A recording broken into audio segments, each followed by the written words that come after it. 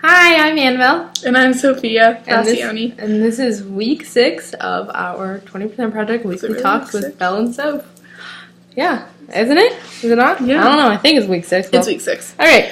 So we're going to be talking about abuse. And all right. So first we're going to start off with domestic abuse. So domestic abuse is the willful intimidation, physical assault, battery, sexual assault, or other abusive behavior that is a part of a systematic pattern of power and control perpetrated by one intimate partner against another. This includes physical violence, sexual violence, psychological violence, and emotional abuse. So, there are stages to domestic abuse. First, there is the tension building phase. This is where the tension builds over common domestic issues like money, children, or jobs. Then the verbal abuse begins. Then you have the acute battering episode. This is where the tension peaks and everything that's been built up just explodes, and the physical violence will begin. Being hit, being pushed, physical. Then comes the honeymoon phase, and this is where the abuser becomes ashamed of what they've done, and they will try to apologize and try to be all lovey and try to make you stay. Which usually the victim does. A second type, we kind of have talked about this before, sexual abuse. It's unwanted sexual activity with perpetrators using force, making threats, or taking advantage of victims not able to give consent. This does not only happen with intimate partners, it happens with strangers also, but usually the stages for this is that you find a target, and then you gain their trust, and then that's when it all kind of goes downhill from there. So then you have verbal abuse, which can also be known as verbal bullying. And this is described as a negative defining statement that is told to the victim about the victim or by withholding any response. So it defines the target as non-existent. So the stages to this are, there's the tension building stages, again, where everything builds up.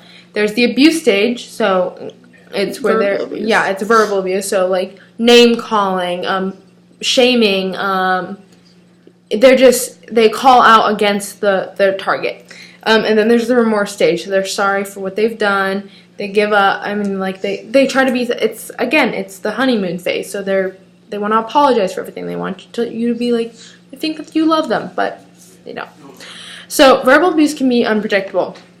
Most of the time, the victim is female. However, it can be male, and the perpetrator is usually male.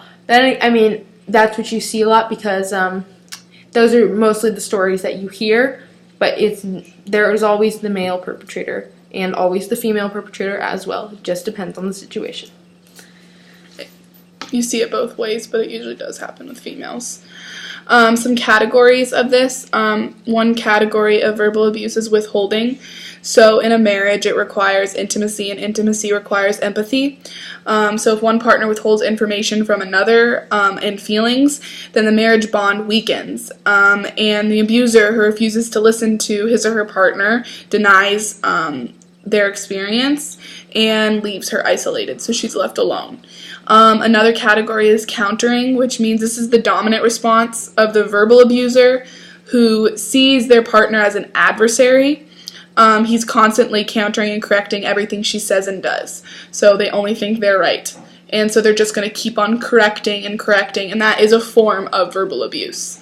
And you're usually not doing it in the nicest way either. It's not like, oh, you don't say that like that, sweetie. You are very, very adamant and usually not said in a very nice way.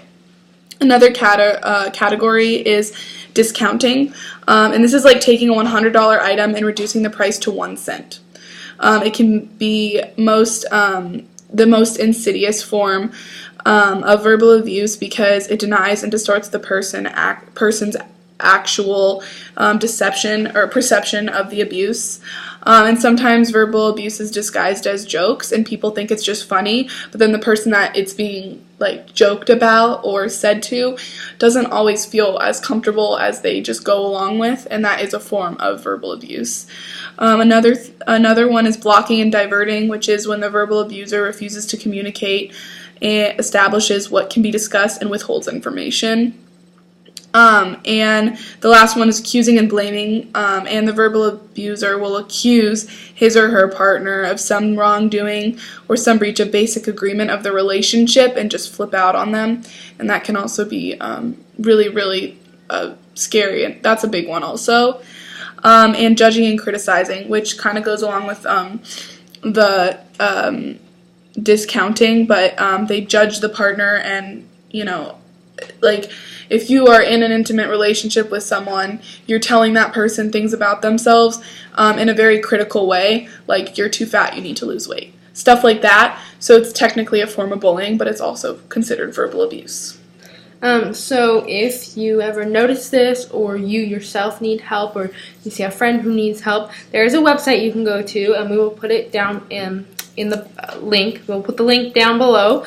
It is www.thehotline.org, and then there's also a hotline number that you can call, and that is 1-800-799-7233. Again, that's 1-800-799-7233, and you can call that number if you need help. So thank you for listening this week. See you Have a next good week. day. Bye.